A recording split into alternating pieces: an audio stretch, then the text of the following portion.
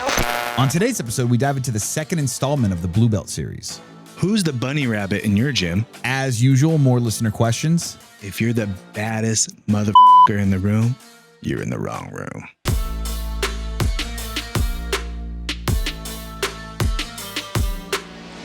Ladies and gentlemen, welcome back to the pod, episode 107 of the BJJ Balance podcast.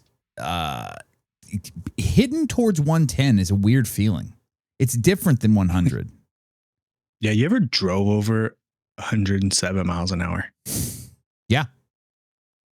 You have? Yeah. On a motorcycle? Yes. What's the fastest you've ever been in a car? In a car? Or in a vehicle?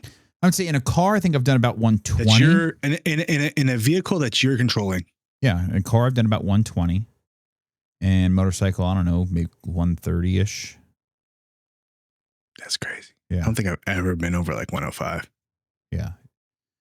It's just becomes a blur of things at that point. You know what I mean? You don't even realize that. I heard sometimes, because I've never rode a motorcycle, so I've heard sometimes like you're driving, you don't even realize how fast you're going. You're like, dang, holy shit. Yeah, that does happen often. That's why, especially when I'm on a bike and I'm trying not to go to jail or get a nasty ticket, I really That's always good. Try not to go to jail. I really try to go with the flow of traffic. But the thing on a motorcycle is that you don't want to be around people. Does that make sense? Like as long as you're a decent rider, like you don't have to worry about you so much as you have to worry about everybody else around you, because they're in cages, you're not. You know what I mean? They hit you, they're probably going to be mostly okay. You're going to die. So it's like anytime and that's why in California, like we're allowed to split lanes, and that's why people do it. It's like, get the fuck away from cars as quickly as I can and get into an open area where I only have to worry about like this bubble of me, you know? So yeah, that's kind of that makes sense. Yeah. So even like when I'm not in like, let's say like dead stop traffic, but if I'm like, 15 South heading to San Diego, it's relatively busy on the highway. I'll try to hit the flow of traffic, but I'll just try to like just go fast enough to break away from the pack and then slow down to like the flow of traffic kind of a thing. You think you'll own another bike? Yeah. Yeah. I've got some, I don't know if I want I want a new vehicle, but I'm not doing that until we buy a house. So I want a truck. And I think after I get a truck, it's one of two things. Either I'm going to buy a project vehicle, like I really want a C10, or I'm going to buy another motorcycle, but one of the two. And then from there, the thing about the motorcycle is I've already done like the crazy builds. I've had so many Harleys at this point, and I've built all of them out. And at this point, like, my dream bike is an late 80s FXR, 88, 89 FXRT. But it's such an old bike that like, unless somebody's already completely redone it, and I mean like wiring everything, because the wiring is 40 years old at this point, you're going to have to dump a bunch of money and do it in a bunch of time. And I had a project bike like that already. And the problem is that when it's down, you're not riding it. So then you hate the fact that you can't ride, and it pisses you off that you have this project that's never done. So I think if I got another bike, realistically, I would just buy like a newer bagger. I would do the real basic upgrades, like swap the bars, swap the seat, the exhaust, the suspension, the brakes, and be done. No crazy paint. Like they have good paint jobs as is already. No crazy paint. I'd probably do some powder coat, but nothing wild. I'm not trying to build the motor out of. They're plenty fast these days. You know what I mean? I wish I had a bigger garage. Yeah. Like I have a 2-car garage, and I wish I had like a 4-car garage. Yeah. Stuff like that, like an older car, fun stuff. Right. Yeah, that was the thing too. If I would buy an old truck, it's one of those things where cool thing about trucks is usually most of the things that you're going to do on them, you can knock out in a weekend.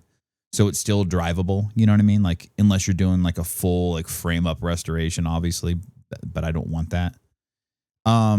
Like if I was going to buy a C10, I would bag it, but they make kits to bag your truck that you can literally knock out in a weekend. You pull the bed off, you literally chop the frame off, and they make a bolt-on back half that's already bagged and already has all the geometry done for the suspension, everything. You literally slide it over your existing frame rails, drill holes through it, bolt that bitch on, and call it done. It's already powder coated. The old heads here, Kenny, the old heads would say, you put bags on a truck, you're wasting the truck. That's what the old, that's what my fathers or people, would say. My grandfather would be like, "That the fuck you do that to your truck for?" I wouldn't do it on a new truck. It. I wouldn't.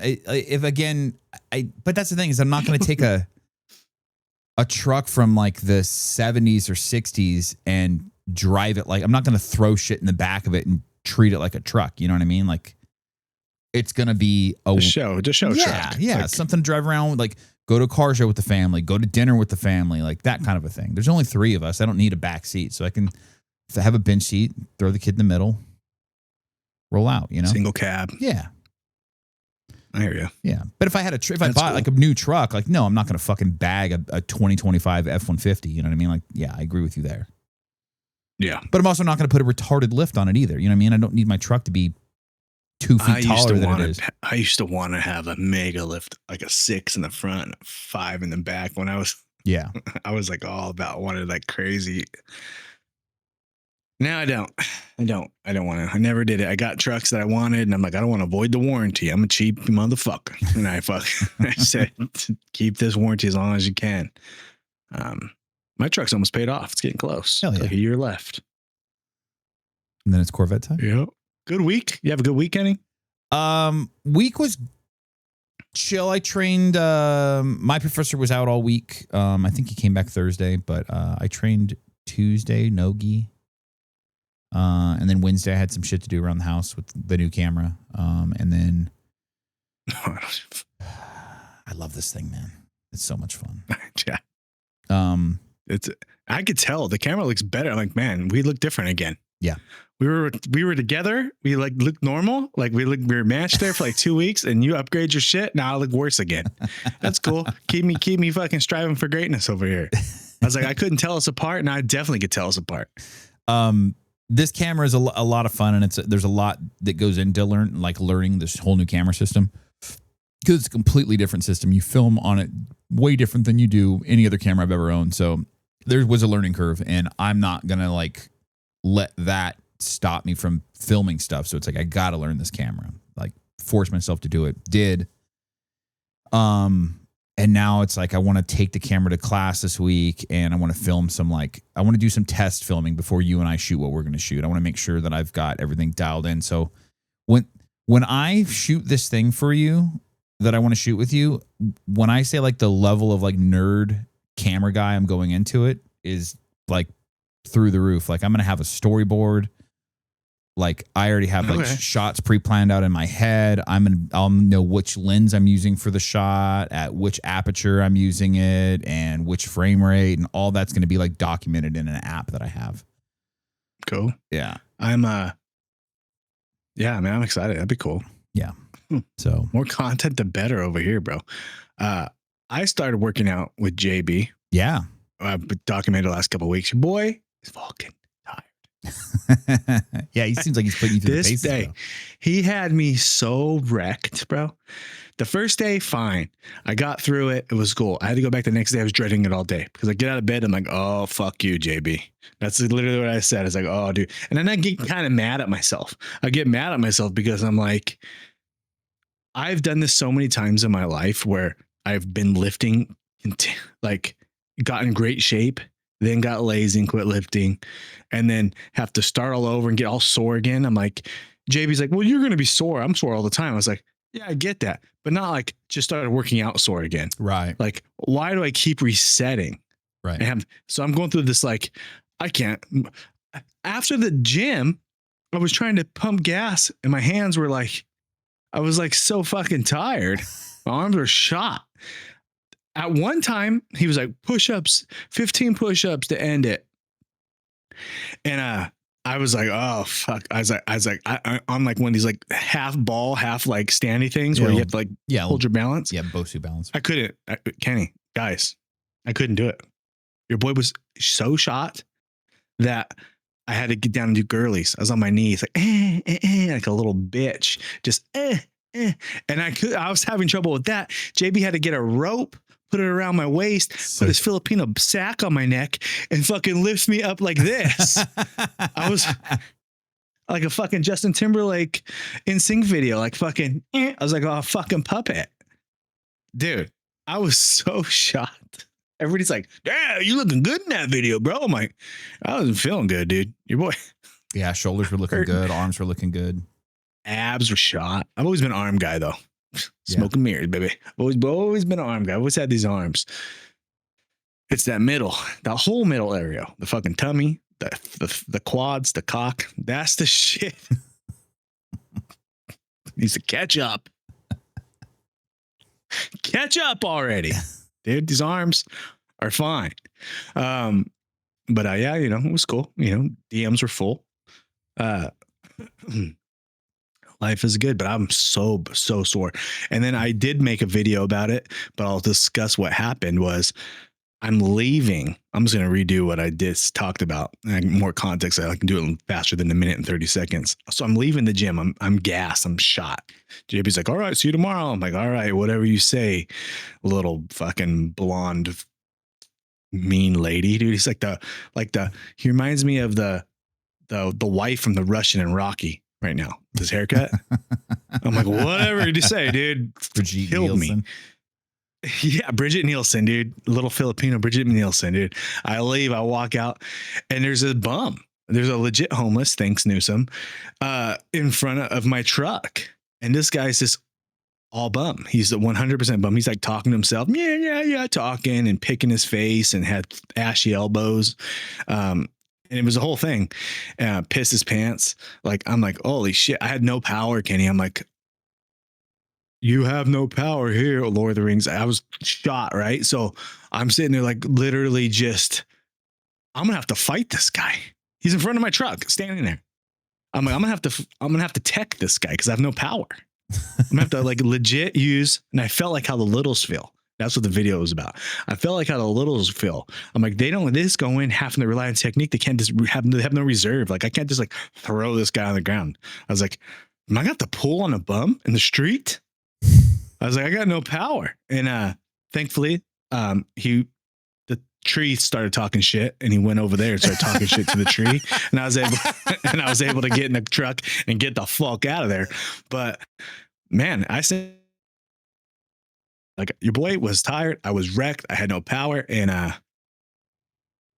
yeah, man, you guys live a different life. I don't know I can't relate to that.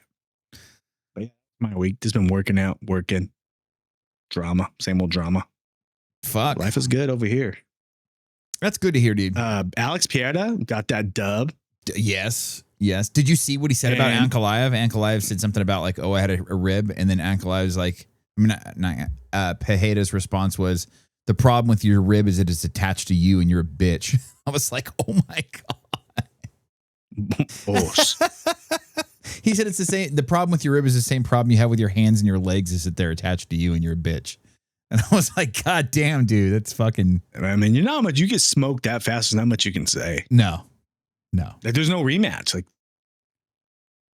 see it. I know it's 1-1, but I saw people posting that Jon Jones. Like, is that legit?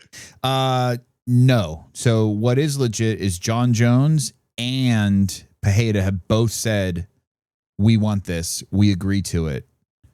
Dana has made no official announcement. So basically, they're verbally saying, like, Dana, if you make a contract for this, we will both do this fight. That seems like an easy fight for Jon. Yeah, I think it'd be a big fight. I think here's what I think. I think the people that know, the yous, the me's, the people that are even more into this, already know how that's going to end. And we're going to watch anyway. It's the people that are like the ultra casuals that just know big name, and they're just like, oh my God. Jon's got that Mayweather, though. He's got a lot of people who don't like him. Yeah.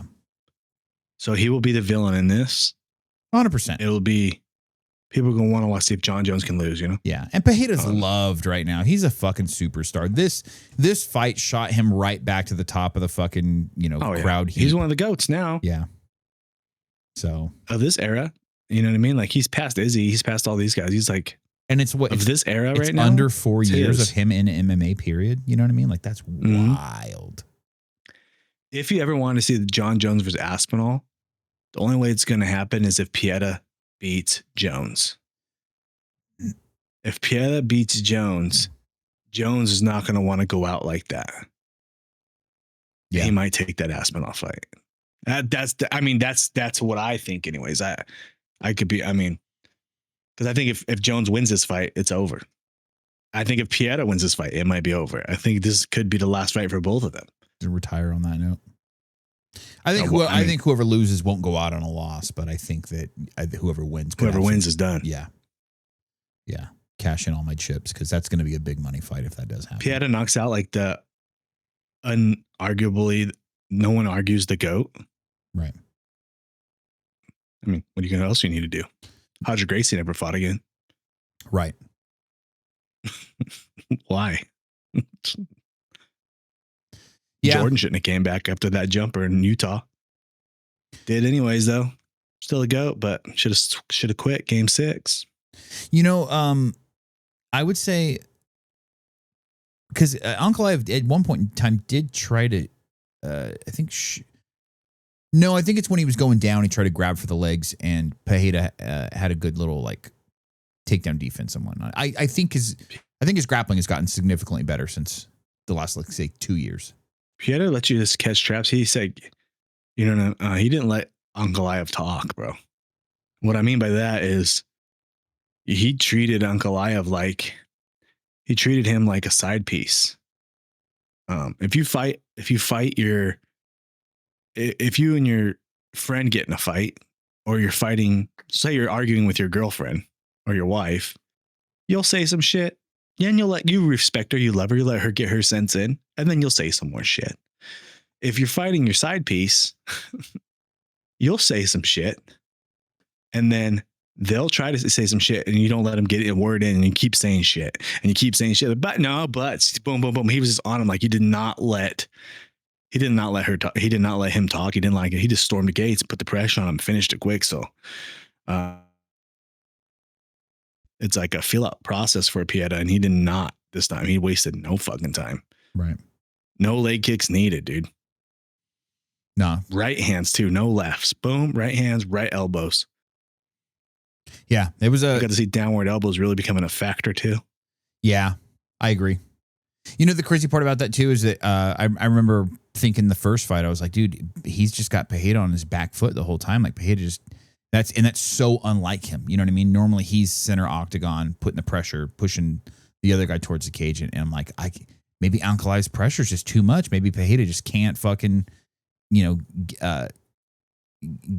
a good enough like pace going to stay, center and not keep off the back foot. But this time it was 100% the opposite. He charged right at him. It was like, nah, bitch, this is my cage.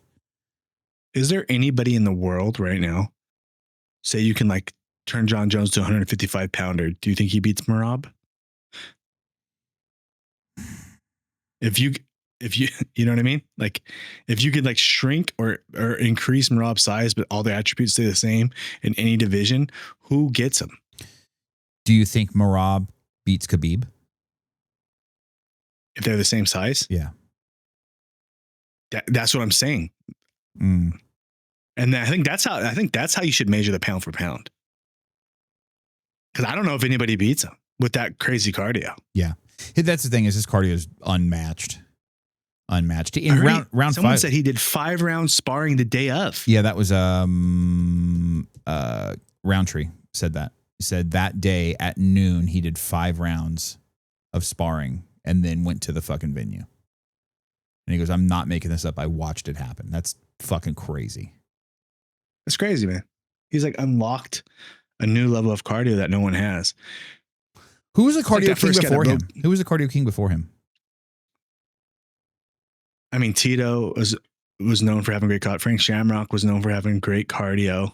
The Diaz boys are known for having great cardio. Yeah.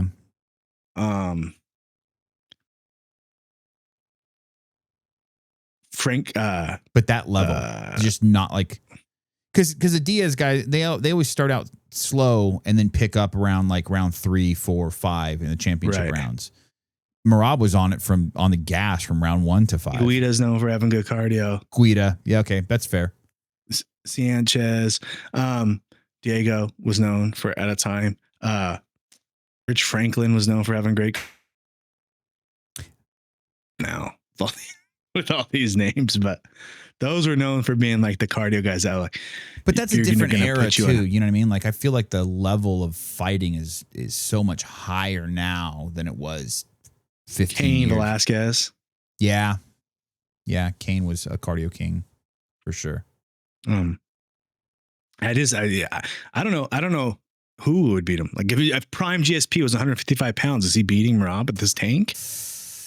I want to say yes because I'm a GSP guy, but I don't know, man. That's a tough one. No one's. But here's the thing. Marab has got hurt. He even got hurt in his last fight until the 5th round. He always seems to get, even Sugar Sean hurt him in the 5th. Everybody seems to hit him in the 5th. Maybe he's pulling up the brace and so, high stepping a little bit and like being like loosey goosey at the end, but he's getting murked at the end of these fights. So he can be hit. Yeah. The key is like, you got to get him going backwards. I think the key is you got to hit him. Someone's got to really put solid leather on that chin and go, not in the 5th, but like in the 2nd round. Right. When he shoots when he doesn't want to. He shoots because he's in danger. He doesn't shoot because it's part of his game plan. He shoots because he has to because he's hurt, and then you can capitalize. I think that's the way you beat Rob. You got to touch him early on the feet. I don't think it's I got to get him going backwards and out wrestle him. I think you got to hurt him and make his wrestling not as efficient. Yeah. Yeah. And GSP could do that. And GSP's got great takedown defense, man. So, GSP has probably the best jab in MMA history. They always say styles make fights, and I think that is a great example of, GSP might be the answer. You might GSP be right might take him down. Yeah. Yeah, that's true. That's the kind of guy he was. Yeah. So, and that jab, Freddie Roach was his boxing coach. He has that great jab. I still haven't seen a better jab in MMA than GSP's. So yeah, that'd be a crazy fight. That'd be crazy, dude. I see it's so hype when GSP was fighting. When he fought Matt Hughes the second time, I was so amped for that fight, dude. I was like, oh, my boy's getting it back. I was like such a ride or die for GSP. He was a white belt, had a buzz haircut. You know what I mean? Lived in an apartment. I was ready, dude. Had all my friends over. All pitched in $20. That one friend didn't. I'll get you next week. Never did. But call him out, Matt. Who the fuck was that? Clip it. We'll post that bitch. Tag him in it. My mom, I post the 90s. The 90s, the old Mexican one. My mom's like, sidebars me and goes, "Hey man, way to bring up old trauma." Thanks. The fucking go softball game, sorry, pizza Mom. place, go home. There's a little bit of domestic violence, but she's like, "Way to bring up old trauma, man." My brother's just laughing. Sorry. Kids see everything, guys. Kids, I'm not lying over here. I'm telling you the truth. All my stories are truth. They might have a little extra cream on them, but they're all truth. That's what makes them funny, is that there is truth in it. So people can relate because you're touching something they probably felt. Exactly. Yeah. What we got today, Kenny? We got second episode, second installment of the Blue Belt series. So this one is going to be Blue Belt blues, common things where people get stale at Blue Belt, why they typically, bounce out at Blue Belt and don't come back to jiu-jitsu usually, and how you kind of get through that, like, with discipline and, switching your training up and journaling and shit like that, you know what I mean? Or having a chip on your shoulder. Like, I guess maybe because I quit at white belt, due to work circumstances, it wasn't like the ideal situation. I didn't quit because I was done with jiu-jitsu. But like, I think me having that yearning for jiu-jitsu, I was like, oh, there's no fucking way I'm quitting a blue belt. You know what I mean? Like, I got to go all the way now because I don't want to walk. Especially with all the people who say people do quit at blue belt. You can't quit at blue belt. Yeah. Like I don't want to be a statistic. I can't Can't be I got to at least get my purple. And then when you get purple, you're like, well, fuck. Now I'm starting to have fun. You know what's crazy is that at my gym, because my gym's only been around a couple of years, like maybe 5 years, 4 years, 4 years, I think. I think they just said I think we're in our 5th year, and so most of those people were starting from white, fresh. You know what I mean? So like we don't have any browns in our gym that were from white to brown, if that makes sense. Like we're not that far along yet. There's only 3 purple belts that show up consistently of the people that have been promoted to purple so far. There's another couple of purple belts that just got their purple and disappeared. And I know them. Call them out, Kenny. Oh. I know them. I know them personally. I know they're busy with work, and one of them's a cop, and his name's James. And but yeah, he got his purple. Come on, James, get your shit together. Yeah, man. He got his purple and bounced out. And that's the thing is James's wife is there every day with the kids, so his kids are still training. But now I know he's. God damn it, James. Yeah. So come back, James. I fucking miss you, buddy. He was one of the bigs. I love to roll with James. He was. Jamie, come on, dude. Papa Burgundy, come get it. Yeah, no. When it comes to quitting, why people quit, we've talked this before. Like I've said, I don't think people. I think the main reason people quit is because they're satisfied. I think black belt is an aspiration for a lot of us. I think the main reason people quit is because they're content, because blue belt is a big deal. Right. Blue belt is a big deal. You're good. You can defend yourself. And so I think that's why people quit. I think they're going to work on other things. They're like you go watch UFC with the boys. They're like, what are you? I'm a blue belt. Oh, okay. People respect it. Oh, this guy's a blue belt in jiu-jitsu. It's not easy to get. You know what was a turning point for me? It's an associate's degree. When we first met, I was a fresh blue. And I remember when one of the first episodes we were talking about like belts, colored belts and whatnot. And I guess I'd never heard of this or the perspective of it, but it really kind of made me think differently. And it did change something in me. But you specifically said like, oh no, blue belt's not an advanced belt. Like blue belt is better. It's more advanced than white belt, but it's not an advanced belt. And that it stung a little bit to hear that. And I was like, he's right though. You know what I mean? Like, I can't chain shit together yet. Like I know, I like you always say, like, I know my way around the kitchen, but I don't know how to fucking put anything together yet, a meal. And now, right. As I'm approaching the next belt level, I do feel like that. I do feel like I can chain things together. I do feel like I've got options. It's not just an A option, like, oh, we've only got option A. It's like, no, I got A, B. I might even have a C and a D over here too. You know what I mean? Like we got places to go. Kenny's always got a D. I've always got some D. There's always some D, dude. Yeah, it's true. No, you're right. It's not a blue belt is not an advanced belt. Blue belt is a new belt. It's only, I know you can get black belts and high level belts and other arts in 2 years, not in jiu-jitsu. It's just not it, but it is a respectable belt. People respect it because the jump from talent, from skill set, from white to blue is a lot. Right. Because it takes a lot to under a legit school. It takes a lot to earn your blue belt. Like, what do you think requirements? Kenny's running a school, what do you want your blue belts to be able to do?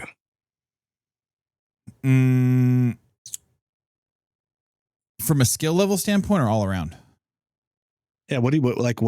How are you? What do you, if you have to promote someone, you have a white belt, 3 to 4 stripe white belt, and you're like, they're about to make the jump and you're like going to roll with them. When you're rolling with them, what are you looking for? Somewhat of a guard, any guard.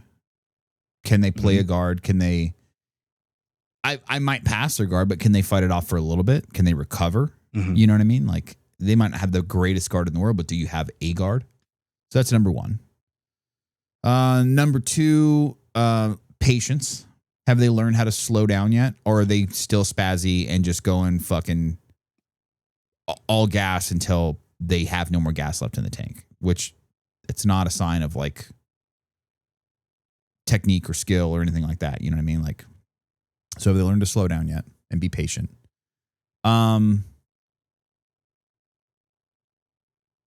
can they go multiple rounds back to back? Is there a confidence there? You know what I mean? Like in the beginning of jiu-jitsu, you're just so excited to do jiu-jitsu and roll that you'll go out there and get smashed. Then towards the end of white belt or middle of white belt, you get a little like, you get caught in your feelings. Like, because then you start to get beat up. Because then now you're not the new guy anymore. So now people that might have been rolling a little light with you in the beginning, they're actually like giving you the sauce. And now you know what it's like to be the nail. And it's like, you know, there can be like a little bit of depression there. Like, fuck, am I, because you, in the beginning, you think like, oh, I'm advancing well. I've got a takedown. Like I got close to subbing this guy and he's a blue belt. And you don't realize that that guy's going super light with you and he's letting you work. Then all of a sudden, you know. Yeah, you hit this like blue belt wall. Yeah. Right. Yeah. Like 2-3 stripes in, you're like, oh, I don't have that same success that I had in the beginning. And you don't realize it's, oh, this guy's actually rolling with me now. You know what I mean? Which is what you should be thinking is at least he feels confident enough in my skills to actually go all the way. You know what I mean? He's not just toying with me and letting me work. He's actually like doing jiu-jitsu with me and I'm making him work a little bit. You know what I mean? Like that should be like a plus, but I guess hindsight is always 20/20. You know what I mean? In the moment, you don't think like that, but afterwards, after you've kind of gotten over that plateau and started to advance on your next climb again, then you realize, oh, okay, that was a good spot I was in. I just didn't realize it. So patience, being able to roll, not being timid. You know what I mean? Maybe even seeking out rolls with higher belts. I remember that. I remember feeling that. Like, I'm getting towards blue. I want to show my professor that I deserve a blue belt. I'm going to roll with all these other blue belts. And I'm going to show him that I'm giving these guys hell. I might not beat them all, but But you're with them. Yeah, I'm right there with them. So, you know, I should have that belt around my waist as well. You know, that was what my goal was. And I can see that. I don't know, maybe they're asking questions. You know what I mean? There's more than just them coming in and just learning the technique of the day, but have they started to like, maybe they're asking quite like, hey, I know we were going over spider guard today, but I've been really playing this like half lately and I'm getting stuck here. Like, can you help me with this really quickly? Like, what am I doing wrong here? Now that tells me that like they've started to think about jiu-jitsu outside of the daily curriculum that they're getting, and they're starting to like piece together a game, or like they know that there's a guard that they like, and they might not be great at it, but they're asking questions, and that's a step in the right direction. So those are the things I'm looking for. Yeah, I agree. I agree with that. I think you just said those are also things that I'd be looking for. I also think at blue belt, you got to learn to, you got to expect to suck until you just don't suck no more. You're going to suck. You get a new belt doesn't mean you're good. You're still going to suck. Right. And then when you start sucking, it's, the imposter syndrome. And that's with every belt. You're like, this belt is hard. They're all hard at the beginning. And then one day you'll be like, it's a little easier. It's a little easier. And they're hard because the guys in your school know your game. Or the guy in your class who didn't get promoted is like, he got promoted and I didn't. Fuck that. I beat him. And then he's going to come after you because he's pissed. But maybe the professor didn't promote that guy because the guy's not around, or he's missing something in his game. Maybe he's bigger than you and he doesn't play enough guard or something. So, yeah, the white belts are going to come harder at you, and the purple belts aren't going to give you no easy rounds anymore, because now once you get a blue belt, that's the professor saying, this guy knows some stuff. He's ready to advance and start to learn jiu-jitsu for real now. So now I can't lose to him. Because when I was rolling with him as a white belt, I was helping him learn jiu-jitsu the best I could as like maybe a purple belt or a dirty blue. But now that he is a blue, I don't have to do that anymore. Right. Because now that's the professor put the stamp on it saying this guy does know the basic stuff. So now I'm going to try to beat him, because if he has even a close round with me, that make me feel bad and make me look bad. Right. So you're going to suck, but maybe you don't suck as bad as you think, because everybody's mindset with you in the gym has just changed. One of the things that you just kind of touched on that I guess kind of strikes with me a little bit is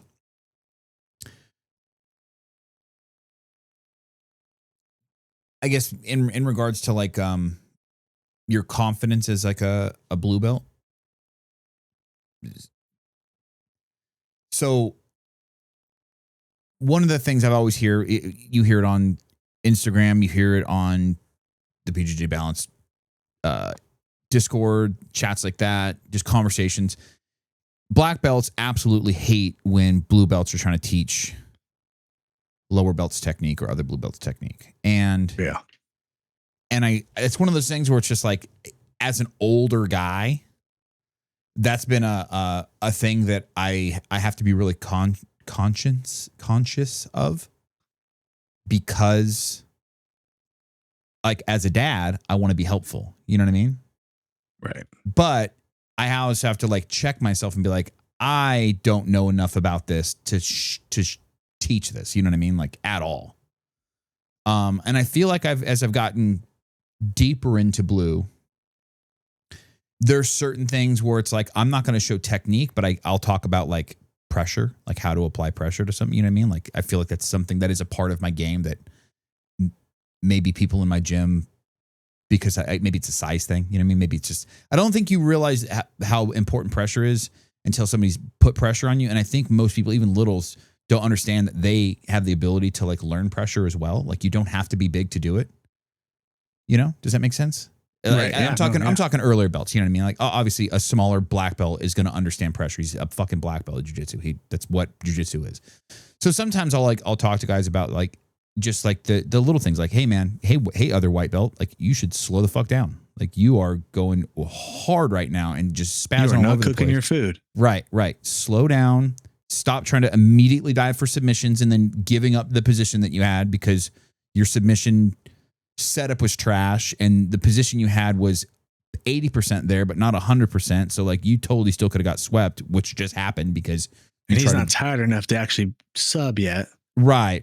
So I'll say little things like that. You know what I mean? Like, and it was that out of place. Would you think, like, as a dirtier blue? No, because look at that. You're right on that. There are so many high level guys that don't think lower belt should be teaching jiu-jitsu. And I say, I want my guys talking jiu-jitsu. I want them trying stuff out. I want them working on stuff. I don't believe that if you're a blue belt that you shouldn't be showing white belt stuff. I think that's cool. I think that's what makes jiu-jitsu great because that's what's bringing us together. But if a higher belt sees something wrong, that blue belt should not take offense if he steps in and goes, no, man, that's not right. You should do it this way. Yeah. You know what I mean? Like I've seen a blue belt showing something to a white belt or a blue belt before. I can't remember the other guy's belt and it was wrong. And I'm like, first of all, I'm happy that they're just trying shit out. Right. But secondly, I'm like, hey, I see what you're trying to do. You're doing this. What you should be doing is this. I didn't like, hopefully they weren't mad at me for like embarrassing him. Like what you've been showing him for the last 10 minutes is wrong. But it was wrong. So I think when you're showing something as a lower belt, you just got to specify, hey, when I get in this position, this is what I do. I try this. But hey, I'm only a blue belt. That's kind of like when you're talking crypto to your boys, like, hey, I'm not a financial advisor though. So you know what I mean? This isn't right. But this is what I like to do. But, I'm not a financial guy. So like, if you want to know some real stuff, go talk to him. So like, as long as you're coming from that aspect, it was like, I'm just doing, this is what helps me. Maybe it'll help you. And you're coming from that mindset.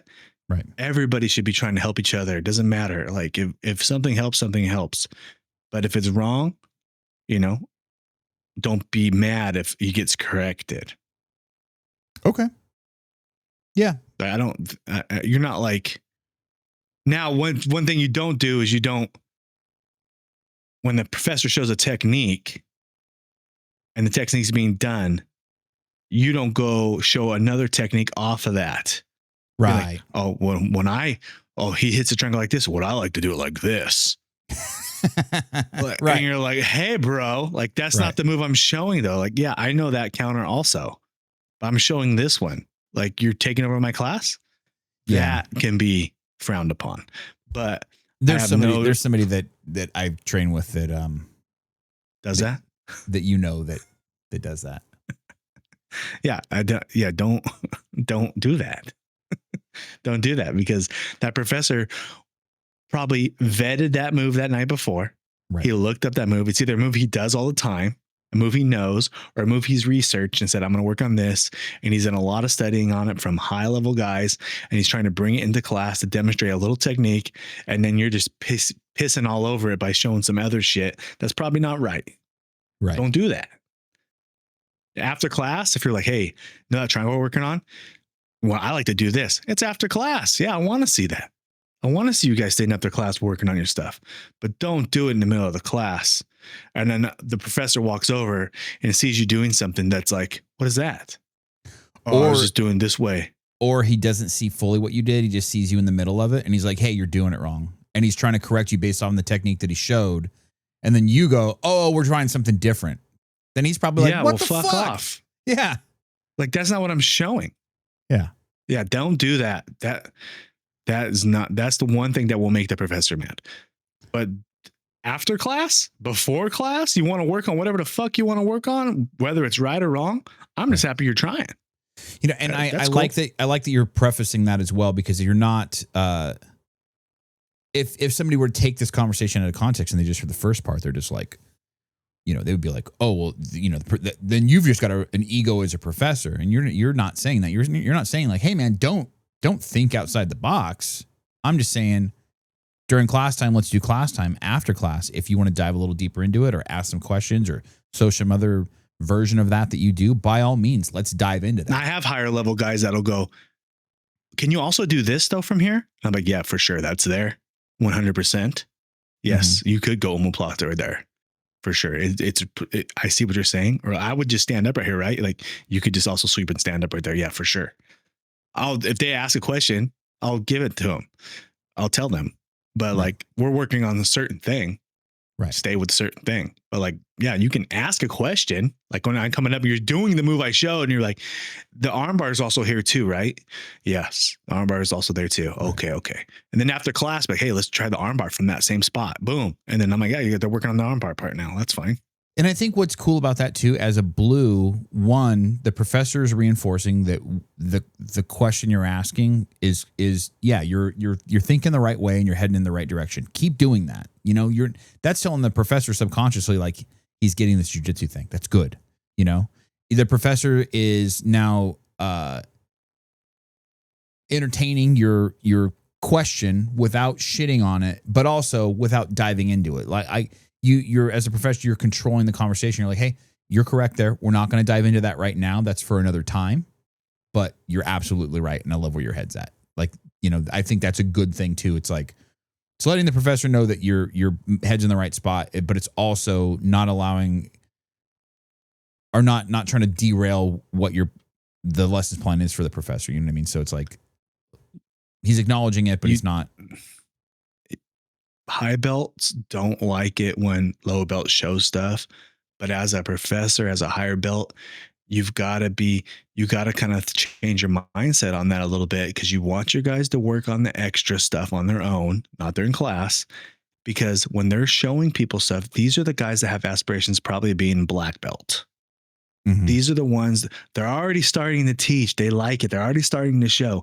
They're full in on the Kool-Aid. These are the ones that you're going to become your purple belts, your brown belts, the ones that are trying to help. And like, so you can't like poo-poo on their excitement for the game. If that makes sense. So like, let them, whether the technique is what you think, whether the grip is exactly where it should be, whether his hips are a little off, and hey man, I'll correct it if I see something dramatic, but like, I'm just happy that you guys are excited, and I'm not going to be so upset as long as it's not interfering with my lesson of the day. I wouldn't be upset for them working on extra shit. Right. You know, we've talked a little bit about like the blue belt blues and, you know, not being stagnant and whatnot, but like sometimes people hit plateaus in their training, and women, Kenny, people aren't talking about the girls. Okay. People are not talking about why men quit blue belt, because they come in at white belt. They come in all, oh, jiu-jitsu, oh, UFC, I've seen it. Charles Oliveira. They come in, they helicopter knot their belt. They jump on the gym. They're overweight. They start training. They lose weight. What happens when you lose weight? Girlfriend. Boom. Get a girlfriend. Everything's great. She fell for you because you're in shape. She fell for you because you're in shape. She fell for you because you have this confidence, this whether you're a white belt or not, you have this like, I do jujitsu. This is a confidence, a swag about you, right? You have this. It's great. Everything's fine. You start getting this girlfriend, you fall in love. Oh, that's beautiful. Great. What happens? Oh, I'm not going to go to jujitsu today. I'm going to go to a pumpkin patch. Oh, I'm not going to do this. I'm going to stay and watch a movie. Oh, I won't train. Oh, don't go to jujitsu. If you don't go to jujitsu, I'll be, stay home and we can do it. And what happens? Because look at, we like being in relationships, and this probably goes both ways, men and women. We like being in relationships, and we don't want to leave our significant others. Trust me, it's fun. But then what happens? You gain weight. You gain it back. And then what happens? You lose your girlfriend, because what brought her to the dance was that confidence. And now you're just boring. You're back on the sticks, and you quit jujitsu, and then you come back in single, overweight again, and you got to start over again. That happens a lot too in jiu-jitsu. That is an origin story for a ton of blue belts.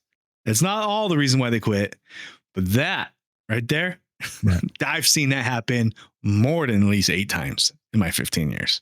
But hey, you're back. He's like, yeah, broke up with my girl. All right. And then they don't quit and they go along. I'm like, oh, why were you a blue belt for 7 years? Right. I left for 2. I disappeared for 3 years.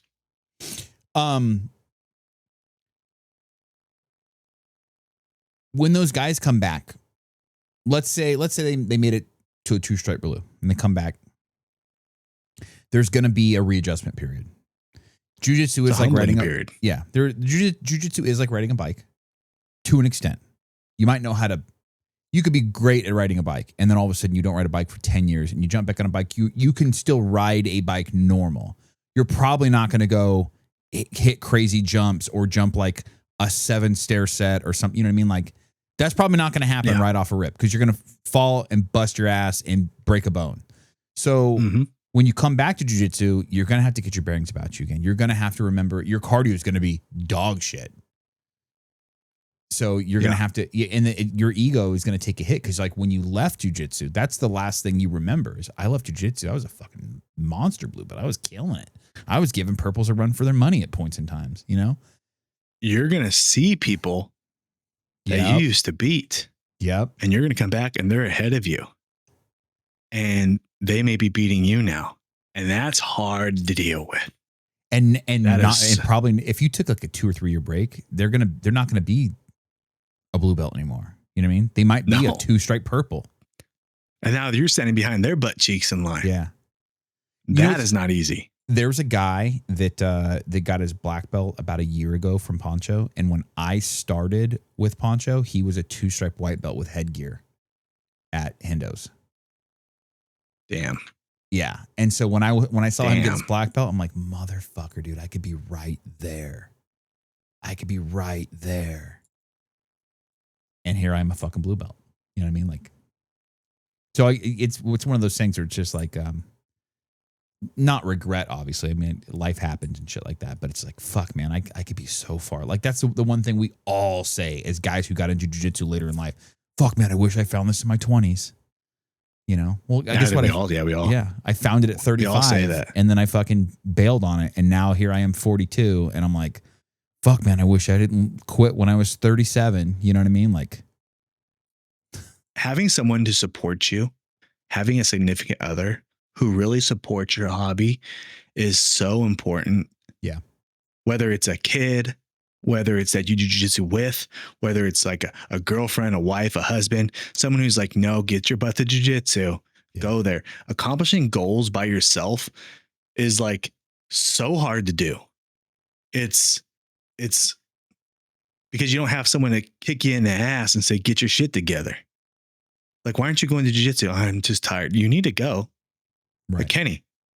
Like, for sure. When he'd be like, oh, I'm tired, I'm not going to jiu-jitsu. Like, do you want your purple or not? Like, there was times Corinne would be like, of course she wants me to stay home. But she'd be like, you're a brown belt. Are you going to go? Because you're not going to, your belt won't change color on the fucking couch. I'll tell you that right now. It won't change color on the couch. So go train. What are we doing for? Especially like at purple or brown, and we're talking blue belts today. At purple or brown, you're so fucking close. Why are we putting the brakes now? Why are we slowing down now? This is the time to push. This is the time to set the tone. This is the time to like prove who you are in the sport. I've seen it so many times where people just quit, like because their significant other is not on board with jiu-jitsu. And to me, that's crazy because jiu-jitsu is what brought them here. Your confidence, your swagger, and especially at blue belt, the way you carry yourself because of the sport is a huge reason why they liked you in the first place. Right. And now you're just going to quit because they don't want you to go no more. And then you're going to get fat, and then you're going to lose your girl, and you're going to come back and be a 5-year blue belt because you chose her over something that really makes you you. Use this conversation as motivation. When your girl is telling you, use it. Learn from others' experiences in this moment, right? Trust me, guys. When your girl, when you're a blue belt and your new girlfriend is just like, no, don't go, and let fucking Matt's words ring in your ear. If I stay, I'm probably gonna get some ass, but I'm also gonna turn into a fat ass. I'm gonna continue to not go, and I'm gonna end up quitting jiu-jitsu because of my girlfriend. You know, not that it's not her fault. You just you fell into a lackadaisical mindset, and now you're quitting jiu-jitsu, and all the guys that you were beating or the guys that you were right on par with are now going to keep going and keep advancing, and you're going to get broken up with because you're going to turn into a fat ass like you were before you started jiu-jitsu because you aren't super disciplined through and through. And then she's going to break up with you because you're not the guy that she met, and you don't have the aspirations or the energy or the stamina that you used to have, and you are getting older. And then she's going to leave you and go find some other fucking purple belt who didn't quit. And now purple belts in the tall grass. Yeah. They're creeping in the tall grass. You know why purple belts are purple belts? Because they didn't quit at blue belt. And they know the benefits of that purple fabric, dude. It's for real. Your girl's going to she's going to have some coworker, and he's going to be like, oh, jiu-jitsu. She's like, oh, my boyfriend used to do jiu-jitsu. He quit though at blue belt, blah, blah, blah. And he's like, oh, I'm a purple. I never quit. Oh, your boyfriend quit at blue belt? Oh, that's cool. Yeah. Oh, he used to train? Oh, yeah, I still train. Here, boom, look at here. Here's photos here. Oh, yeah. Whoa, wow. Cool. Yeah, you should bring your kid in. My gym's open. My gym has a cool class. Okay, yeah, I'll meet you. Come on, man. It's like fishing with fucking dynamite. Oh, look, here I am at ADCC competing without a shirt on. Look at my muscles. Oh, your boyfriend doesn't have those anymore? Right now, I'm just sidebarring. I am live right now I'm doing the podcast for this week on Tuesday. So you probably can't hear Kenny right now, but you're on Instagram right now. You can hear me. So if I'm not talking, I'm just doing this, is because Kenny's is on a heater right now. And if you want to hear that heater, what all the great stuff he's saying, you're going to have to listen on Tuesday morning. But yeah, no, I agree 100%. How do you get over those plateaus other than but I'm talking about the training plateaus, the spot where you feel like, fuck, I'm just getting smashed all the time. Like things we've mentioned in the past, private lessons, they're a cheat code to fucking getting better. You know what I mean? Like you're now learning things that aren't a part of the daily curriculum, and they're things that you can start to work on, and your teammates aren't working on them currently. So they're not going to know the defense to the things that you're trying out on them. So you've got a better shot of landing them. And once you start to land them, they start to stick in your memory. And all of a sudden you're committing to those techniques in a way that you're not committing to the ones in normal class because they aren't getting stuffed and they don't feel like they're ineffective. But like, what are other ways to get over those plateaus where you just feel like you're getting smashed all the time? It's like, okay, we got private lessons. Like, what else can we do? How do I find more time? Finding time to train is how you get over a plateau of like, damn, I'm getting fucked up. Overtraining. I know overtraining can cause injury, and everybody's like, oh, you're going to get hurt if you over. Look, if you want to get better, you got to get better. You got to suck until you just don't suck no more. And you just got to put in the work. there was a time in my life where, look at, and I could beat Phil all the time. He was an easy round. I don't say easy round, but like I was ahead of him and I could beat Phil consistently. And then one day, Phil just trains every day, 4 times a day, every day, 4 times a day. And he's very damn good. And one day I roll with Phil and I'm like, I look over at Pancho like, what the fuck? The fuck was that? And Pancho just looks at me like, I don't know. I don't know. And now Phil puts a whooping on me every week. The guy he went with Evangelista, could not pass his guard. No shit. Which is insane. Like he's just that, he just jumped the tier. Why? Because they're not training as much as Phil because of life and work and all, whatever. But Phil was training. That he put in the work. Put in the work, you will get the rewards. Period. That's it. You will find your game. You got to find your game. I'm getting smashed. You got to find your game. Find your game, develop your game, and level up your money shit. By what I mean by leveling up your money shit is, yeah, oh, the scissor sweep doesn't work. After a while, the scissor sweep's the first sweep you learn in jiu-jitsu, but it doesn't work when people start realizing what the scissor sweep is. People just smash their legs and pass. Not if you level up your money shit, because there's ways you could high knee shield, scissor sweep. There's guys I know who do the scissor sweep to this day, and they're world-class scissor sweep because they leveled up their money stuff. A lot of guys don't do that. Don't give up on a move because it starts getting stuffed. Level that bitch up another, you know what I mean? And then it will become better. That's how you stop getting smashed. Stop getting to the spot of being smashed. Like, why am I getting smashed? Am I shooting triangles up on a big and getting stacked past? Yeah, probably. Stop doing that. Like, I can't let him do this. Like every time he sweeps me, he grabs my right sleeve. Well, maybe I'm going to prevent my right leg and put my arm back, or I'm going to prevent my left leg so my right arm is back so he can't grab my right sleeve. You got to dictate the rounds. And the number one way to, if a guy's giving you trouble in jiu-jitsu, the number one hack I have to beat a guy who always beats you in jiu-jitsu, or maybe not beat him, but give him a better round.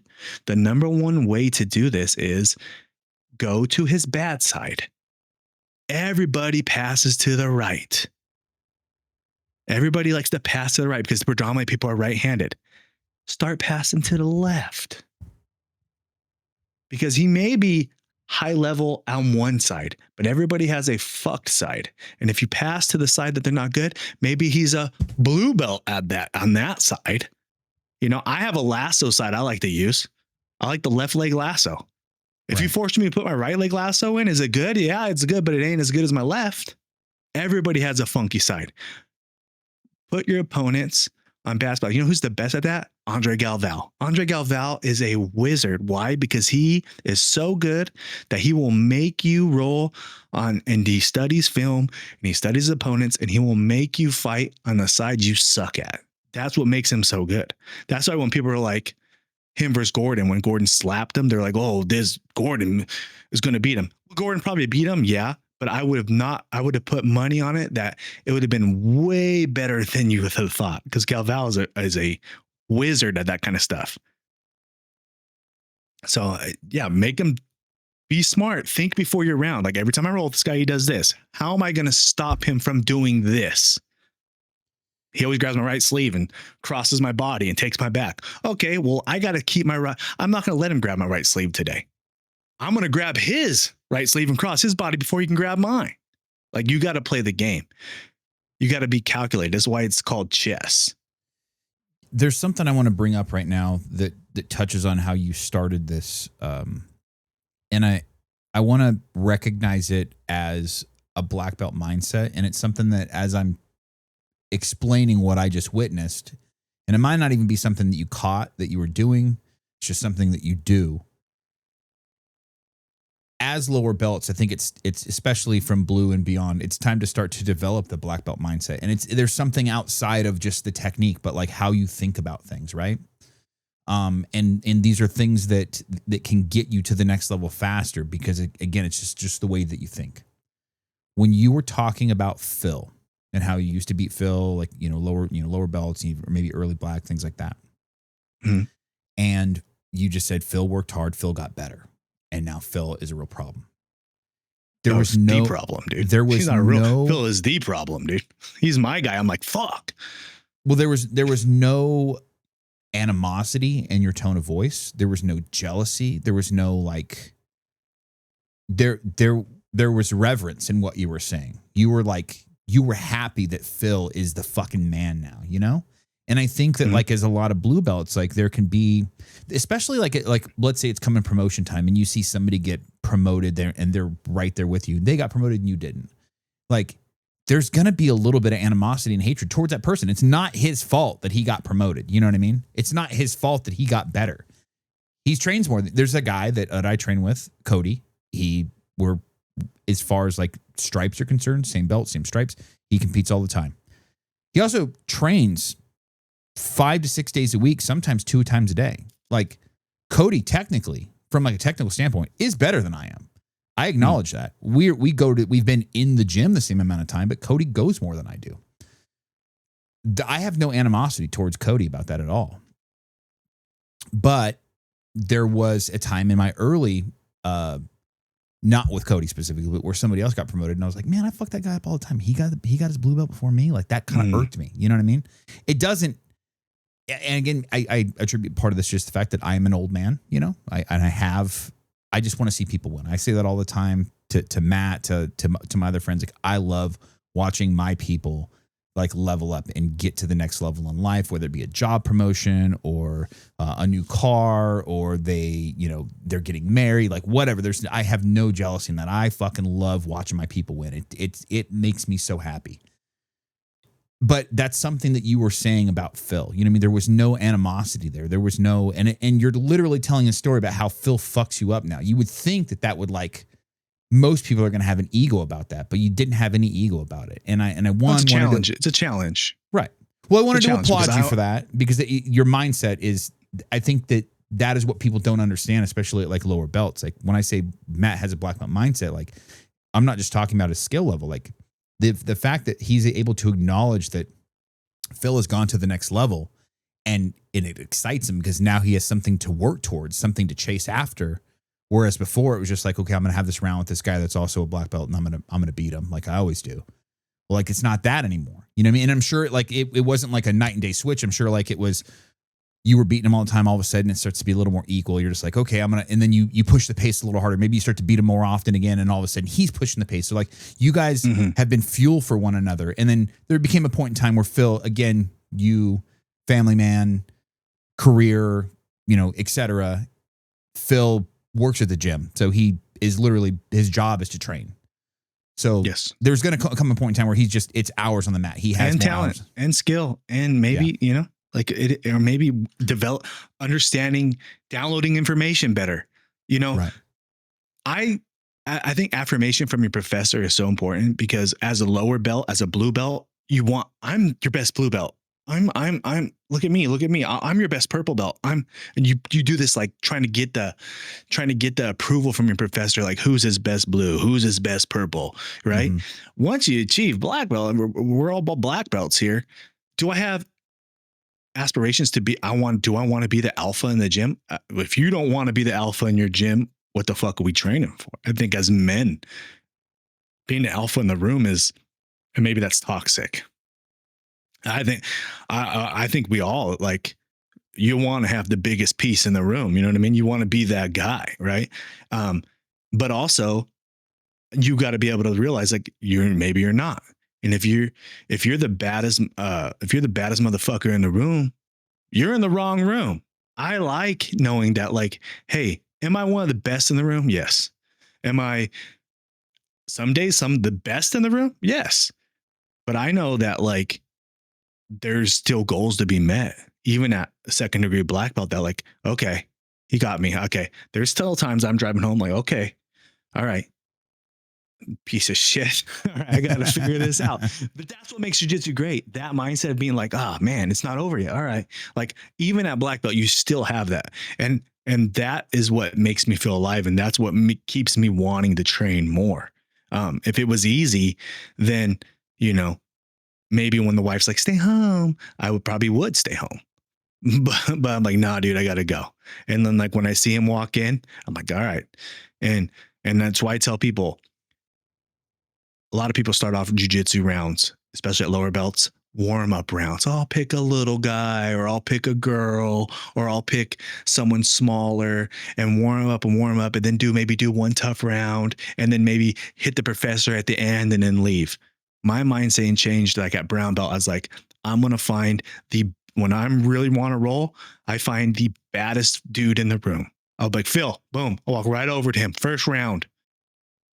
Because I think that sets the tone for your day. Right. I'm like, all right, dude, I just had a freaking murder round. And now what? Now bring another murder round. Bring the best, because I want to be absolutely smoked. When you see it, I want to see a guy walking around, I'm like, God, not this guy. Holy crap, here we go. But take on that challenge, because that little piece of pit in your heart, you're like, oh no, not this guy. That is the feeling I love. I love the nerves, oh crap, here we go. I love knowing like this is not going to be easy. If you can like embrace and loving that feeling, that makes jiu-jitsu so much funner for me. Well, I think that comes down to just like anything, building anything up. Do you get stronger by lifting 5-pound weights all day? Like if you were just curling fives all the time when you went to the gym, you think you're going to get any stronger? Think you're going to build your muscles? No. You got to lift the stuff that's heavy. You got to lift the stuff that's going to tear your fucking muscles and cause them to grow. That's how you get bigger, stronger, faster. So how do you do that in jiu-jitsu? You got to take those hard rounds. You got to take the ones that trust me, I know the feeling. There's times where like I want to have an easy day and my professor will say, Kenny, go with so-and-so. And I'm like, fuck. Here we go. I'm not going to tell my professor no. You know what I mean? Like, here we go. You know what I mean? And then I have a fucking great round. And did I sub the guy? No. Did I get subbed? Maybe not. You know what I mean? Did I fucking fight? Did I get a sweep? You know what I mean? Like, that's the shit where it's just like, okay, there's some growth there. You impress yourself. You do something that you didn't even know you were capable of doing because you were looking for the easy round. You weren't even trying to fucking challenge yourself. Do you really feel bad when you go and you pick the hardest guy in the room and you lost and you're driving home? Do you really feel bad, or do you be like, damn, I had a hell of a training day? Like that was a good class. Yeah, I don't feel bad. Especially at a higher belt. You could cupcake that shit. Yeah. You could really give yourself an easy day. Your days are dictated on your opponents in the gym. You can make your rounds hard. Are you willing to do that? Are you willing to grow? Yeah. Especially as a smaller guy. As a smaller guy, you're used to getting smashed. So your tech has to be tits. I welcome the suck, bro. Like that's like one of the oldest terms ever. Right. I just welcome it. And once you make it fun and there's no ego, like I would love to be Poncho's best student. I mean, his best looking, but I would love to be his best talent-wise student. I would love that. I'm not, and I'm okay with that, but I have something to strive for. Maybe someday. Right. I'm going to keep trying. Every time I roll Phil, I'm probably going to, because Phil keeps getting better too. Right. That's the problem. I am leveling up, but so is he. And everybody in your gym is doing the same. You can't it's hard to jump somebody. Jumping somebody in your gym, you don't have a drift. You know what I mean? Everybody's climbing if you're in a good school. Right. And it's hard to catch your bunny rabbit. I said the bunny rabbit thing, probably episode 3. Find your bunny rabbit. Phil, believe it or not, is my bunny rabbit. He doesn't even know it. He is. There should be a guy in your gym like, damn, if I could just get to there, if I could get to this level, right, I'll be cool. I remember being a white belt and enrolled with this purple belt, and he mangled me, and I was sauced out of my mind. I was like, what was that, dude? He wasn't even that great shape.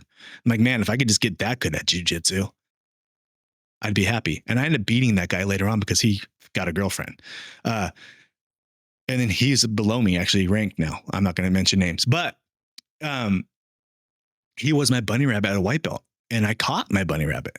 You should be able to, like, the bunny rabbit philosophy is like when you're on the greyhounds on the track, that rabbit that's going, you're chasing it. You should have somebody you're chasing and find that guy in your gym. He could be a brown belt. I remember you said when we first started, there was a brown belt that you look up to, and black belt now. I don't even remember who. Huh? He's a black belt now. It's my buddy Ruben. He's a Renzo Gracie black belt. Yeah, and you just like, oh, won't I catch started him. 6 months before him. I started 6 months. Now, keep in mind, Ruben is like almost 10 years younger than me.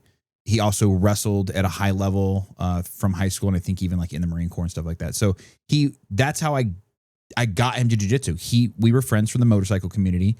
He had posted about like going to Temecula Valley High School and like to their wrestling room on like a Wednesday night. And I was like, oh, you should come check out this no-gi jiu-jitsu thing. And he's like, oh, I'm down. And he showed up like, I want to say that following Monday. He never left. He never left. He never left. And he, like within a year, got his blue belt because he, again, had a phenomenal wrestling background, was competing, getting gold all the time. You know what I mean? Like he 100% deserved it. And then as a blue, he started to, I mean, when I say became obsessed, I mean like his life went from being like a motorcycles and working for a motorcycle company to like, I want to do jiu-jitsu for the rest of my life. I want this to be my career. And he shifted everything, took his GI Bill from being in the Marine Corps, started going to doing, I think it was like nutrition classes or something like that. He has like some sort of a degree in like it's kinesiology or something like that, something to do with like the fitness, body, etc. And his wife trains, got his wife into training a couple months after him. And she's a brown belt now and he's a black belt. Like, that's awesome. Yeah. It's like that's his goal, is his dream. And he's phenomenal at it. You know what I mean? Like, and he constantly studies tape, always doing instructional studies because his wife trains as well. He's got somebody at home to drill with constantly. Like he journals things. He's always like writing down notes and like developing like, okay, this technique transitions to this one. Like he just studies jiu-jitsu like it's not a hobby to him. He studies it like it's like, this is an art that I have to be the best at. That was my bunny rabbit. He's so far beyond me at this point. Like there will be no catching him at this point. But I don't have the time to dedicate the way that he does. And I'm not saying that as an excuse. I'm just saying like just hours in the day. You know what I mean? Like, but 100%. Like I have the utmost respect for him. And in the beginning, and this is something that takes a lot for me to admit, but when he got his blue belt, I was so jealous, and I was such a quiet hater. Like I didn't say anything to anybody, but I was like in my head, I was like, I can't believe he got his fucking blue belt. He's only been training like a year. I was so jealous, and that was not a reflection of my professor or of Ruben in any way, shape, or form. That was everything that had to do with me and my insecurities. And I think at blue belt, that's huge. Yeah, that's huge at blue belt. Insecure. Yeah. Insecure in your skill set. But that's the thing, is that he was one of those guys that like, he's the nicest guy, but on the mat, if I rolled with him, he would fuck me up. And not even close, dude. Not even fucking close. And this is like post Jim Kenny. Like I was 195, like in fairly good shape, had decent cardio, like not abs, but not love handles. You know what I mean? Like I was in pretty fucking good shape. And he would just fucking destroy me, dude. Like just whatever he wanted to do, I couldn't stop it for the life of me. But there's no jealousy there now. I'm so happy that like one, he's reached the level of black belt, because I don't know a single human alive that has worked as hard in jiu-jitsu as him, and he deserves it 100%. Two, I know he's a fucking monster, and three, he even with like moves. Because he started here in Murrieta and then he ended up moving to Oregon. Found a phenomenal gym there, a Renzo Gracie gym. Pursued it through, was working at the gym, teaching classes, doing privates, got his black belt, etc. Like, he's done the damn thing. So I'm so happy and proud of him for getting to that point. But yeah, that was my bunny rabbit, And now there's others. There's a bunny rabbit in my gym that I strive to be. You can have more. You can have more, of course. Yeah. So, Poncho's always been a bunny rabbit of mine. The one untouchable bunny rabbit. You know what I mean? Yeah. The freaking, but you should have, there's guys at belts that are same as mine. Like definitely Phil is one of them. To me, Phil's going to love this fucking whole podcast, isn't he? He's just going to be there fighting, fixing his hair and shit. I think from this segment, things you can take from: one, you need a support system at blue belt to not quit. You need somebody, whether it's a teammate, a girlfriend, a husband, a kid, someone to be like, get your shit. Let's go train. You need that because going on your own, especially being smashed in the sucky days, you're not going to want to go. You need somebody who says, do you want this or not? You need that. You need, you know what I mean? That's the number one thing. You need a support system. You need to learn how to embrace the suck. Suck until you don't suck no more. You got to realize that it's not going to be easy. You also got to realize that people aren't going to, the roles are going to be different now. They're not going to take it easy on you because you're white belt, and the white belts that didn't get promoted and think they're better than you are going to come even harder. That's what you need. And then 3, you need to find aspirations for what you're trying to become and other belts in the bunny rabbit. I think those are the things that you need to do. You need something to aspire to be. You need to learn how to suck until you don't suck. And you need a support system to make you go on the days that are tough. That is the 3 concepts of getting out of blue belt, in my opinion. Can I toss one more in there?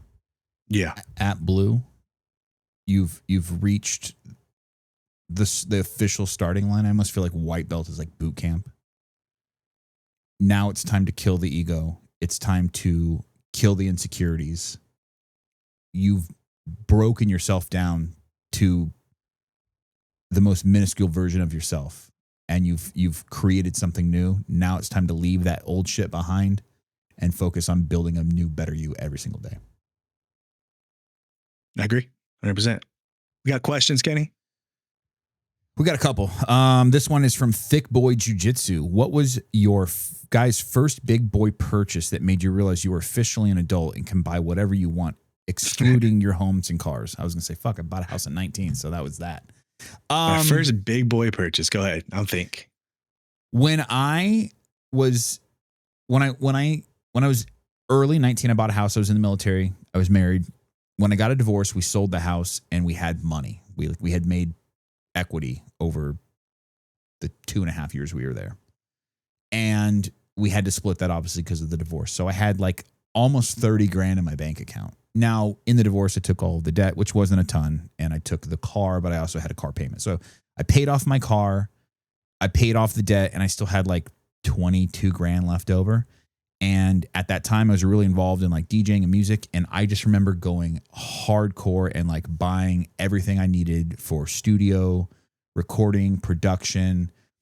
I was thinking about pursuing a career in audio engineering. And there's a place in Phoenix called the Conservatory of Recording Arts that I went and toured. And like, I was like, maybe I can use my GI Bill for this. Long story short is when I started buying, when I could go to Guitar Center and drop like 5 to 10 grand in like one sitting and be like, I want that, and then like load my car up, go home and set it all up. That was where I was just like, I'm an adult now. Like nobody, like my bills are paid and I just dropped like 10 G's on shit that I wanted. You know what I mean? That was my big boy purchase where I was just like, my first adult, huge big boy purchase I ever did in my life was the year 2007. And I was already an adult, but like I was just paycheck to paycheck. But when I finally went like full time, made really good money at UPS, right? So my first big boy purchase was I bought a 328i Beamer. I bought a 2007 brand new all black Tahoe. I bought a white Bulldog. Your boy thought he was Rob Dyrdek. I swear to God. And I bought some fake cans for the girl at the time. Your boy was just spending cash, dude. So yeah, I spent a lot of money. Matt's first didn't pay cash for any of those things. We just charged. First big boy purchase was big titties. You know, yeah. Charge it to the game, baby. What happened? You want to know what the real thing that happened? We're so far in a podcast. You know what I mean? Unless my wife's watching live on IG right now.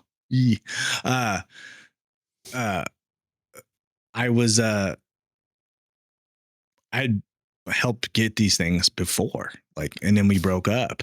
Me and the girl at the time broke up. And then all of a sudden I hear but everybody's at a party and they're like, hey, dude, so-and-so, she's stacked. I'm like, oh, she got them. The ones I helped down payment on. Oh, so you broke up before she had the surgery. Before she had the surgery, yeah. And I was like, oh man. I was like, dang. And I was like, damn it. And I Did was you like, have to- did you okay, double cool. back? I was like, yeah, man, she's showing everybody at the party. I'm like, God damn it. Damn. I was like, that freaking morning that next day, I'm like, hey, you want to meet for breakfast? You want to meet for breakfast? You want to meet for breakfast? And then she said, yeah. And then, ended up, seeing him, but like instant regret after that, like, PN clarity. I was like, what am I do this for? And I was back and I was locked in for like another 6 months. There's an episode of It's Always Sunny where Dennis, he gets married, and long story short, at the end of the episode, he's trying to divorce this lady. He gets a divorce. He's paying her alimony. Few episodes later, like another season later, she's going to get remarried, and he's stoked because once she signs the marriage papers, right, his alimony's done. So he's like, I'm going to get my money back. And then he runs into her at the wedding, and she got fake tits. And when he bumps into her, he's like, Maureen, I didn't know. And I made a reel for that. He ends up, oh yeah, sorry. He bangs her, and then all of a sudden, like, instant regret. Like as soon as he nuts, he's sitting there. He's like, "What have I done? What have I done?" And she's instantly back in love with him. And she's like, "I'm not going to get married. I love you." And he's like, "No." Yeah, no, don't do it. Like, I fell for that. The old, but it was my investment. You got ponderosa'd. That was my investment, dude. No one's gonna drive this car before me. But yeah, no, how old was I when I did that? Like 22, 23. I was young. Next question. Next question. As a kid, what did you want to be when you grew up, and what was the reason it didn't happen? When I was a kid, what did I want to be when I grew up? When I was a kid, I wanted to be an NBA basketball player. And the reason it didn't happen because I got the body build of a square. I'm built like a square. I literally have the shape of a square. I'm not tall enough, but I played basketball. The body or the build of like a football player and never played football. Build of a football player, and I play as a hooper because my mom played college basketball. And she was really, really good at basketball. My dad's not an athlete. My family is athletes, but my dad was, he was into extracurricular activities and chop shops and stuff like that. So he was more of that type of selling stuff that's not good for kids. So like he was that, and my mom was the athlete. So my mom taught me what she knew, and which was baseball and basketball. So I never really played football, and which is a crying shame because I love football. And then I played for basketball my whole life. And then I just realized like, hey man, this white boy can't jump. That was it. And then I should have took wrestling, should have took all these other things, that I ended up being. If someone would have told me, hey man, you're going to be a jiu-jitsu guy, you should do wrestling, I probably would have, but wrestling was lame when I was in school. It was lame. These guys were running, they were doing all this stuff. I was embarrassed of my body. Like we've said many times, if wrestling would, and I heard that maybe they're doing this now. Like you could let them like grapple in like rash guards and fight shorts. I bet you there'd be more wrestlers. Yeah, but right now, the singlet, my little fucking unit just hanging out on the side there, and I was all skinny. Like, nah, dude, I was not like, I was too embarrassed to be in wrestling. Right. Had acne and shit. I get it. I wrestled one season, and it was the singlet that made me hate it. Because when you're doing practice, we're in the wrestling room in wrestling shoes, sweatpants, and a fucking t-shirt or a sweatshirt. You know what I mean? Like you're not wearing what you. And then all of a sudden, I go to my first competition. Creepy. It's kind of creepy. Put this thing on, and I'm like, dude, I'm 130 pounds soaking wet, and I have to wear this. Like this, yeah, it was fucking embarrassing, man. Mm-hmm. So no more wrestling for me. So yeah, that was my first love. I also would love to be a pro wrestler. Yeah, I wanted to be a professional wrestler. I wanted to be a lawyer. When I was you could be a lawyer. When I was like first grade, I wanted to be a lawyer. Like bad. Yeah, I had no desire to be a lawyer. I had no desire to do anything smart. Yeah. It's all meathead shit. Once I realized that I hated school, like I did okay in elementary and junior high, and then beginning of high school, I totally fucked off just because I hate homework. I hated fucking just the traditional learning methods. If there was like if the school, like the type of schooling they have now, like charter schools and stuff, if that kind of shit existed when I was a kid, I would have done that, and I probably would have done so much better in school. And I graduated with a relatively high GPA after high school, but it took me like figuring out how I learn, and it wasn't listening to a teacher talk. It was kind of like I'm self-taught. So it's like I went to a high school where the teacher would put the assignment on the board, and I would do my homework in class. So I wouldn't have to do it when I got home, and I would ignore the lesson. And then when the teacher, like they usually give you like the last 15 minutes of class to do your homework, start on your homework, I would already be almost done. But if I had a question, I would just ask the teacher at that point, like, oh, I'm confused on this one, you know? Yeah, you've always been kind of a brainiac, Kenny. Yeah. But like, that's just because it's like self-taught thing. So it's like college is not for me, even though like when I did college twice. The first time I went was before I went in the military, and I took like a creative writing class, a math class, and then I took 2 elective classes that I liked. I took a film class, and I took a Photoshop class. And the classes that had to do with the topics that I liked, I really paid attention to, and I really like was a part of that. But when it came to the math, like I still hate fucking math. I didn't want to fucking be there. I didn't want to be there. And then when I came back to college, because I'm dumb. I can do. I'm like, what the fuck's the 9 trick? Next thing I don't know what the fuck. Addition, subtraction, division, and basic multiplication. I got those down. But when it gets into like fractions and fucking algebra and all that, I fucking hate it, dude. And guess what? I'm 42 and I don't use that shit ever. Ever. I don't need. It's the dumbest fucking shit. Unless you're going to be an engineer, the average person doesn't need to fucking know algebra. I'm telling you that right now. It's stupid. This is true. As a UPS guy, all I needed to learn how to count. Yeah. That's it. Up and down. Addresses. Odds are on the right. Evens are on the left, dude. Most streets. Boom. There's a hack for you. So, yeah, the second time around at college, I was like, okay, well, I'm going to knock out all of my general ed stuff and I'm going to get the shitty stuff out of the way so that by the time I'm done with my first 2 years, then I can just focus on all the elective stuff that relates to what I want to do for my career. And I hated it. I dropped out of college. Because halfway through the semester, it's like I hit the ground running. I was killing it in all my fucking classes. And then halfway through it, math hit me again. I'm like, I fucking hate this. And I dropped out of math. And I'm like, why am I still going if I'm not even a full-time student? I'm not getting all my credits. So I just dropped out altogether. I'm like, this is fucking dumb. And I left college and I never went back. I have no desire to sit there in that kind of a fucking format and learn how to do something. And like college seems like a scam anyways. Yeah. Unfortunately. Yeah, I agree with that. I agree with that. You can't you're just going to get in debt. And I've said this before. I said, I wish somebody would have come to my high school when I was a kid and said, hey, have you heard of trade school? Did you know you can be a highline electrician and make $200,000 a year by the time you're 22 if you just become an apprentice right out of high school? Like nobody fucking told me this. I would have done that. I would have been set for life. Yeah. Yeah. I ding dong ditch for a living. Okay? Yeah. All they do is tell you, go to college, go to college, go to college. It's fucking absolute. It's a scam. Like Matt said, you're going to go to college so that you can get an okay job, but you're going to be so financially in debt with student loans that you're going to spend the rest of your life. They don't guarantee you a job outside of college. Right. Or you can go to a trade school for 2 years, go be an apprentice for another 3, and then by the time you're 23, you have a career and you're making big boy money. You get a job, you get a degree, you have this degree for this job. You would apply, like, sorry, we need at least 6 months experience before we hire you. Like, here's the thing. No one's fucking hiring me. Right. I don't have the experience. I'm trying to get it. Right. It's a racket. If my kids don't get a full ride or a scholarship or some sort, I just would rather them go to trade school, honestly.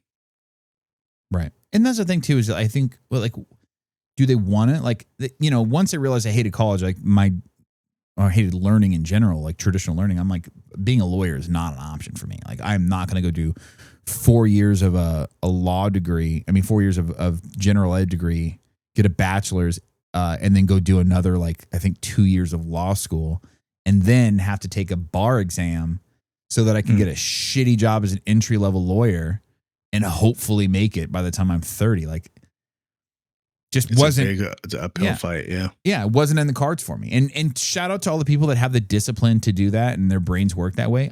I'm not wired that way, man. And so I didn't do that. So I don't know, man. That was why I wanted to be a lawyer though. Lawyer. Wow. Okay. What else we got? This is from Gaz Swan. Any grapplers signing exclusive Oh, UFC? sure, dude. any grappler or are grapplers signing exclusive UFC BJJ contracts to dodge Helena as they can't beat her? Are grapplers signing UFC BJJ exclusive contracts to dodge Helena? No. One, she's been beat.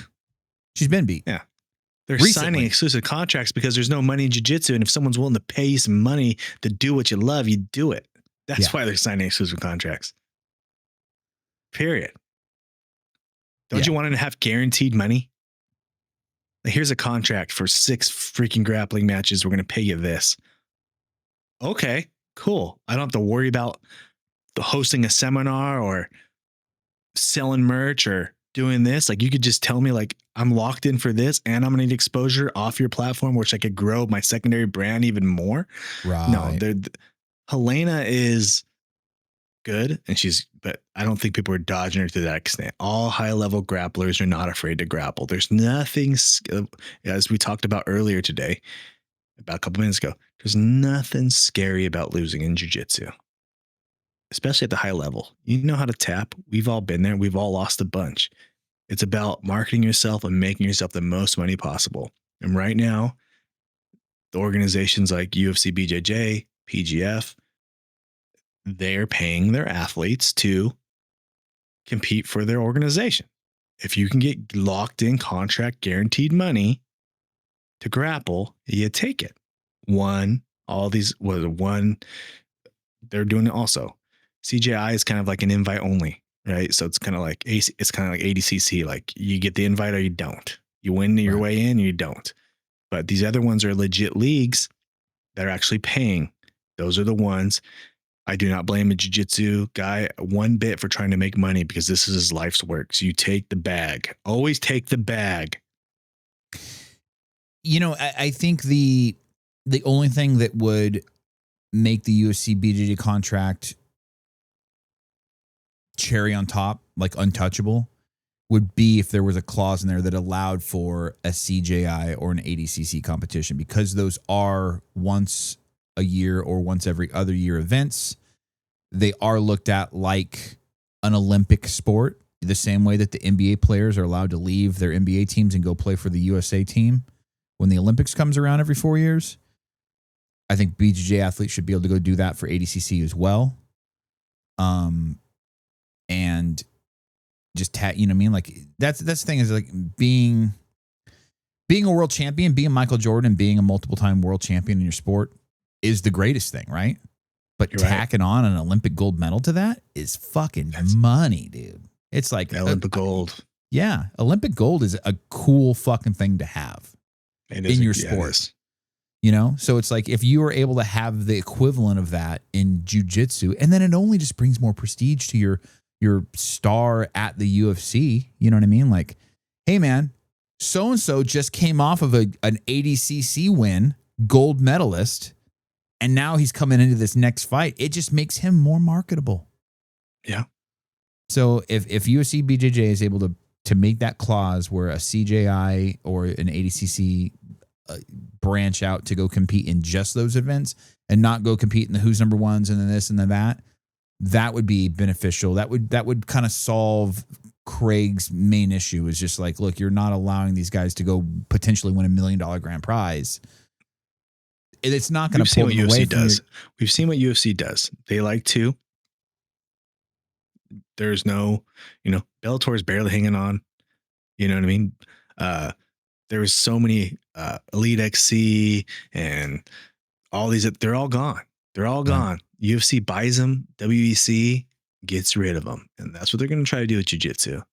And I don't know if they're going to succeed, but the blueprint has already been shown with MMA.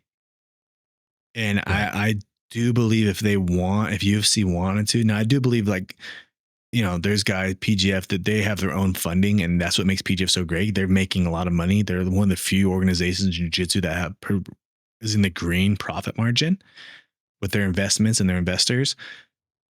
But I do believe, if UFC wants to do it, they're going to do it. But they just got to realize, is jiu-jitsu juice worth the squeeze of them making that financial investment to make this happen? They thought MMA was as important as it was, so they just eliminated everybody and bought everybody out. So we'll see what happens. I think in the next 6 years, there's going to be a lot of moving and shaking going on in the jiu-jitsu grappling world. And it'll be curious to see who's still standing, right? Who's not.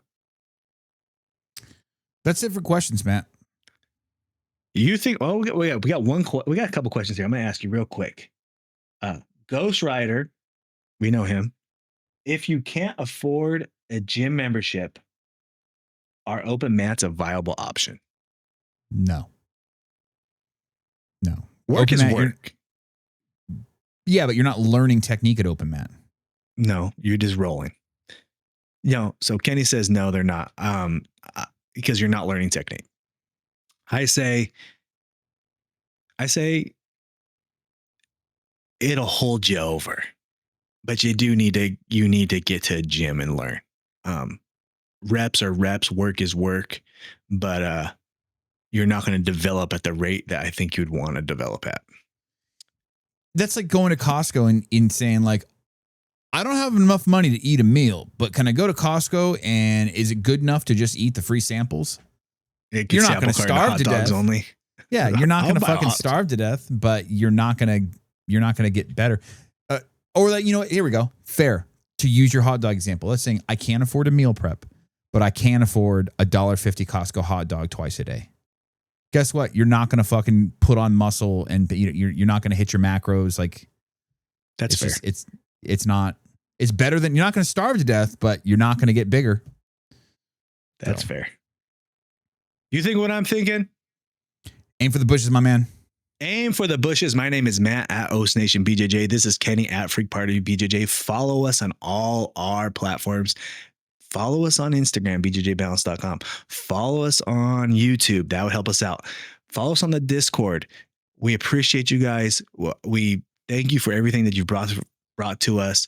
Keep your mind focused. Stay in the hunt. Life gets better. Have a good weekend. Appreciate you guys. We'll see you guys next Tuesday. Have a good one. Os.